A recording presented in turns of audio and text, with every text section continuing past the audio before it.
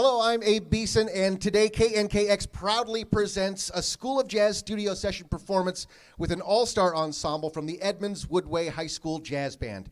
Under the direction of Jake Bergevin, Edmonds-Woodway has grown into one of the top jazz education programs in the Northwest. They've made 5 trips to the essentially Ellington competition in New York City, going back about 2 decades. And today, we welcome 4 of the band's top musicians, including Nick Reinert and Tali Kamani on tenor and alto saxophones, respectively. That's Don Tran playing bass, and former School of Jazz guest DJ Max Bartran is drumming. Their mentor today is Jerome Smith, a Texas native brass player who's worked with Arturo Sandoval, Robert Glasper, Carlos Santana, and many, many others over his career. He is also a popular teacher at Seattle Jazz Night School and Seattle Jazz Ed, and privately as well. And fellow musicians will tell you Jerome Smith is one of the most talented artists in town.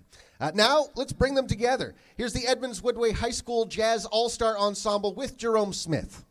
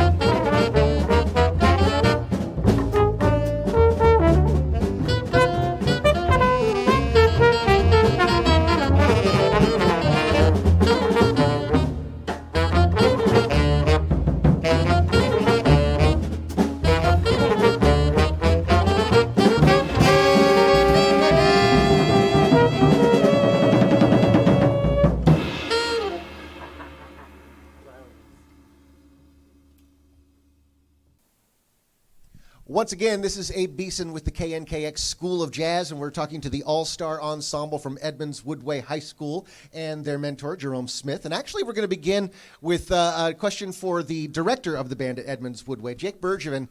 We are finally emerging from the pandemic situation. I know a lot of bands went through some trials and tribulations over the last couple of years. How has Edmonds-Woodway become emerging from this situation? Oh, thanks for having us, Abe, and thanks for that great question. I think we're doing great. I'm really proud, and I blame these kids mainly because they kind of kept the fire burning in their garages when we were all kind of hunkered down in our own basements. They were like, "We're playing. I don't know what you're doing," so that was fantastic, and I'm really proud of them. And Jerome Smith, a question about your own School of Jazz experience. How was your education in jazz? Were you first a music fan and then into jazz? How did it work for you? I started in high school, just like everybody else, or middle school or whatever, and then getting into jazz band was just another thing that we did as musicians, as trombone players, as young musicians. And eventually, there was a love for it that developed. I was going to major in medicine and pre-med in college, and the music department called me and said, "Hey, what are you doing majoring in this? We have all this scholarship for you if you major in music." So I did that and did a double major. I mostly just did the music though. And then playing in the ensembles, playing in the jazz groups, playing on all the bands there gave me a sense of networking and getting to know the musicians in the school and the city and Austin, where I'm from, and just sort of saying, "Hey, can you do this gig? Hey, can you do this gig?" And some of them were jazz, some of them were classical, and I just sort of gravitated toward this now, jazz. Yeah. And you are a multi-instrumentalist, a fantastic tuba player, and I'll bet that is just the beginning. Tell us about the benefits of being a versatile multi-instrumentalist. Sure. Well, of course, being able to play more than one instrument makes me more marketable. And people can now use me not just for the melody stuff or the inner stuff, but the bottom stuff on the tuba. Also play a little piano, working on my singing voice. Not there yet, but I'm working on it. And just basically, I started off as trombone, and I was the biggest trombonist, so they switched me to tuba, and I hated it. I was understimulated as a tubist, and so I went back to trombone, and with the tuba, I also picked up valves, which gave me trumpet and French horn. So I then had some facility with that, but I was still on tuba, and I picked up a clarinet, learned how to play clarinet, had a girlfriend that played flute. She made me play flute with her, those kind of things. And saxophone is just a hop skip from those things. So I kind of have a pretty good vocabulary for all the instruments and proficiency with all the instruments. And of course, music school helped, make that easier or make that more, stronger, strengthen that for me. So it's made me extremely really, marketable and an excellent teacher. When I don't have to think about the fingering, I can just tell them the finger I know for the students that I have for the number of groups that I teach for. Now, you kind of teased a little bit about how your professional career got started, and you were sidetracked from a career as a doctor. But how was your early career as a professional musician? Were there jobs that you were working and you said, "Gosh, maybe a career in dentistry isn't such a bad idea"? Were there times when it seemed like this is going to be really difficult, or has it been pretty smooth going? To be honest, at the beginning, it was all smooth. I mean, right away, I'm a trombone player, right? So I've got no buttons, and somehow I'm still able to play technically pretty fast, which makes me that guy, which is great. So I'm one of the trombone players, first call, excellent, and then but. And I get called too often. In fact, having to say no, and then the pandemic happened, and then all the gigs went away.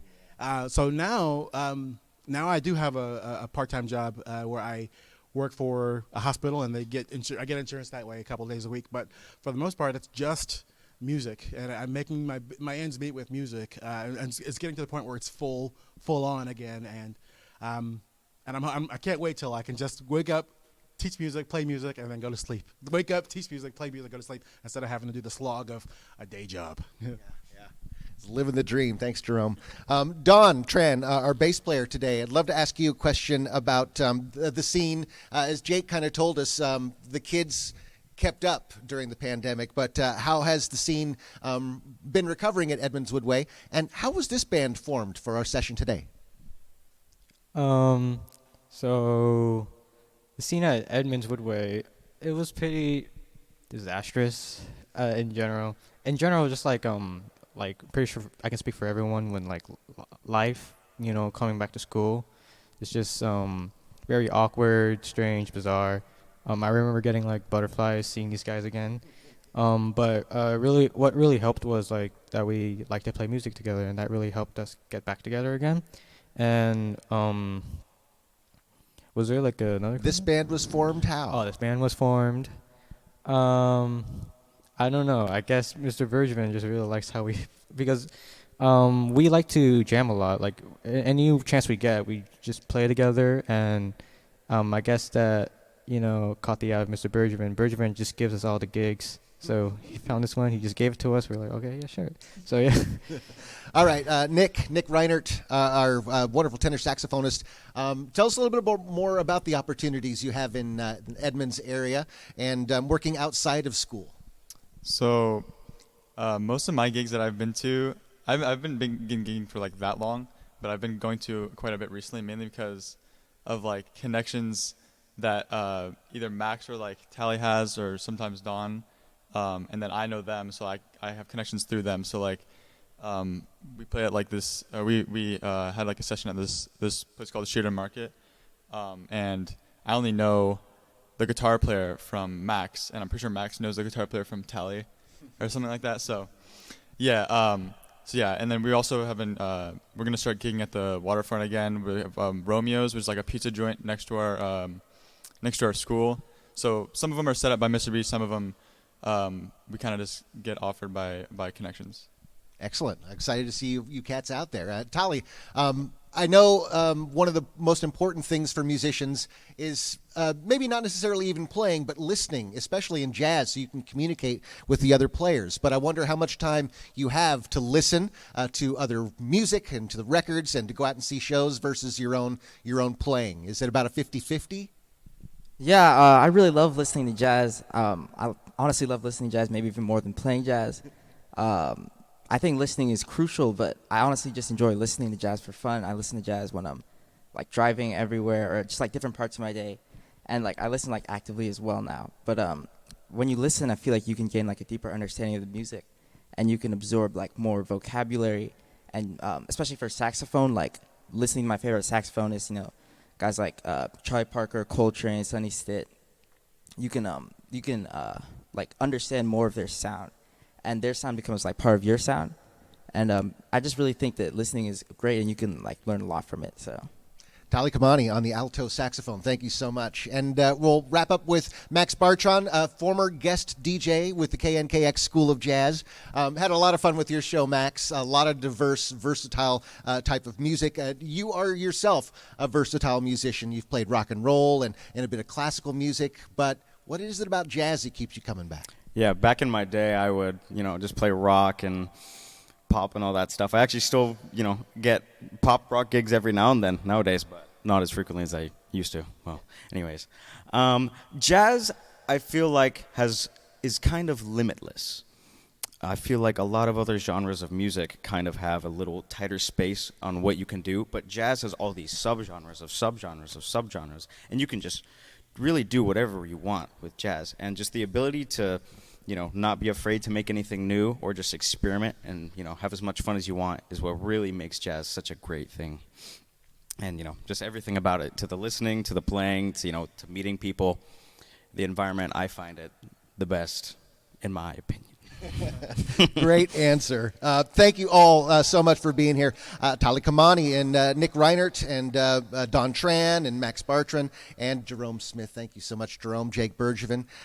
Thanks also to our listeners, the members of the Leadership Circle, and all of the members of the station. Your generous contributions make our School of Jazz possible. These live performances are archived on our website. You can dig into the vast array at knkx.org. And I'd also like to thank our School of Jazz sponsors, Alaska Airlines and BECU. Thanks to our audio engineer, Danny Kolke, and video producer, Bill Stewart. I'm Abe Beeson. Thank you so much for listening.